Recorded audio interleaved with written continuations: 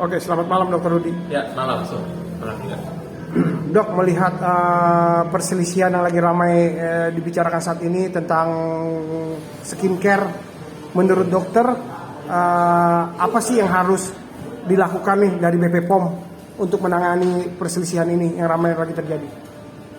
Kalau BPOM itu bukan menangani perselisihan ya. Maksudnya kalau BPOM itu kan bertugas, dia kan mengawasi semua, mengawasi, memantau semua peredaran obat-obatan, kosmetik yang berada di wilayah Indonesia.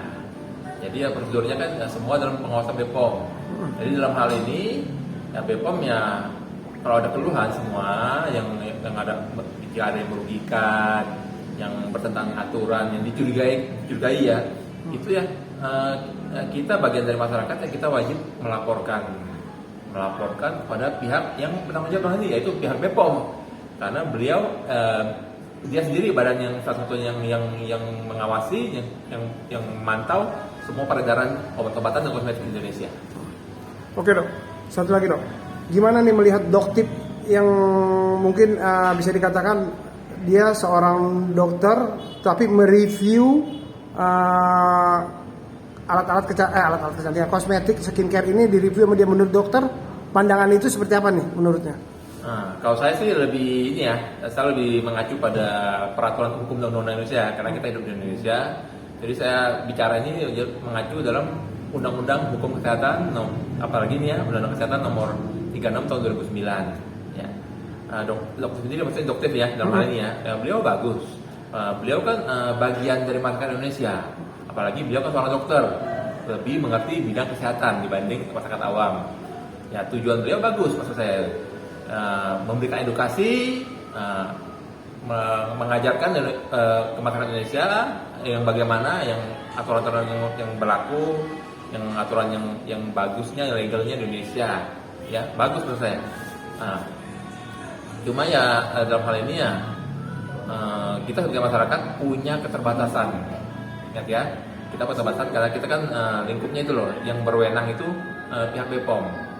Lebih baik, alangkah baiknya gitu loh, jika ya kita melaporkan dulu ke pihak BPOM. Nah, dari pihak BPOM sendiri kan nanti beliau sendiri nanti yang mengajarkan aturan, mungkin memanggil pihak yang bersangkutan yang dicurigai betulkah posisinya seperti ini ya, itu pihak BPOM. Tapi kita sebagai masyarakat Indonesia berikutnya ya bagus beliau melaporkan atau mengedukasi, itu bagus sekali menurut saya.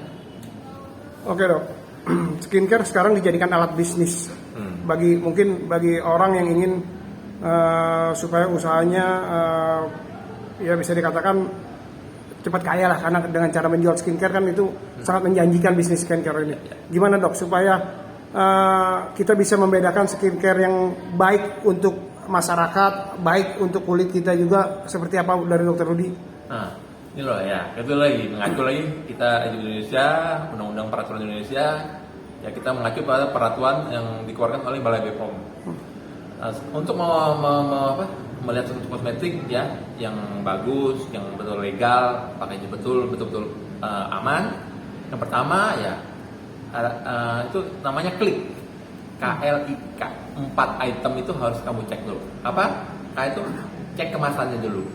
Apa betul sudah bagus semua kemasannya. Terus kedua, cek labelnya, apakah sudah lengkap labelnya. Itu apa kosmetik itu pasti ada labelnya. Terus yang ketiga, cek izin edarnya. Kan suatu produk itu pasti dikeluarkan BPOM, pasti ada nomor izin edarnya, ada nomor notifikasinya, dan dicantumkan di produknya. Yang keempat, cek masa kadaluarsanya. Itu yang pertama, cek 4 item itu. Jika itu ada lengkap semua, itu berarti kosmetik itu aman dipakai oleh masyarakat Indonesia.